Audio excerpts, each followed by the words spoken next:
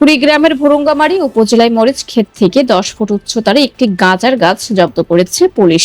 উপজেলার তিলাই ইউনিয়নের খোঁচাবাড়ি বটতলা এলাকার দুর্গম চরে মরিচ ক্ষেতে অবৈধভাবে চাষ করা একটি বড় আকারের গাঁজা গাছ জব্দ করে পুলিশ।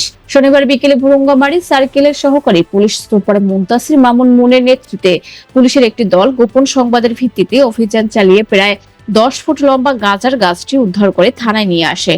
পুলিশ জানিয়েছে, উপজেলার তিলাই ইউনিয়নের দক্ষিণ তিলাই খোঁচাবাড়ি গ্রামের কৃষক ইউসুফ মিয়া দুধকুমার নদের পাড়ে জেগে ওঠা চরে তার মরিচ ক্ষেতের মধ্যে গোপনে একটি গাঁজা গাছ রোপণ করেন। প্রায় 2 বছর ধরে লালন পালনের ফলে গাছটি প্রায় 10 ফুট উচ্চতায় পৌঁছে। তবে গাছে ফুল আসার আগেই পুলিশের নজরে পড়ে যায় গাছটি। শনিবার বিকেলে ভুরুঙ্গামারী সার্কেলের সহকারী পুলিশ সুপার মুনতাসির মামুন মুনের নেতৃত্বে পুলিশের একটি দল বিস্তীর্ণ চরাঞ্চলে বিশেষ অভিযান পরিচালনা করে। অভিযানে মরিচ ক্ষেতের মধ্যে থাকা বৃহৎ আকৃতির গাঁজা গাছটি জব্দ করা হয়। পুলিশ আরো জানায়, ওই এলাকায় আরো কোথাও গাঁজা গাছে চাষ করা হয়েছে কিনা তা খতিয়ে দেখতে তল্লাশি কার্যক্রম অব্যাহত রয়েছে। একই সঙ্গে অভিযুক্ত কৃষক ইউসুফ মিয়ার বিরুদ্ধে মাদক দ্রব্য নিয়ন্ত্রণ আইনে নিয়মিত মামলা দায়েরের প্রক্রিয়া চলছে।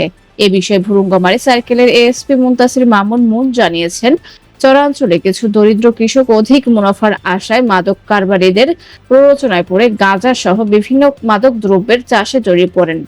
আমরা মাদকের বিরুদ্ধে জিরো টলারেন্স নীতিতে কাজ করছি। আইন শৃঙ্খলা বাহিনীর পক্ষ থেকে মাদক নির্মূলে জনসচেতনতা বৃদ্ধির পাশাপাশি নিয়মিত অভিযান অব্যাহত রাখার কথা জানিয়েছেন তিনি।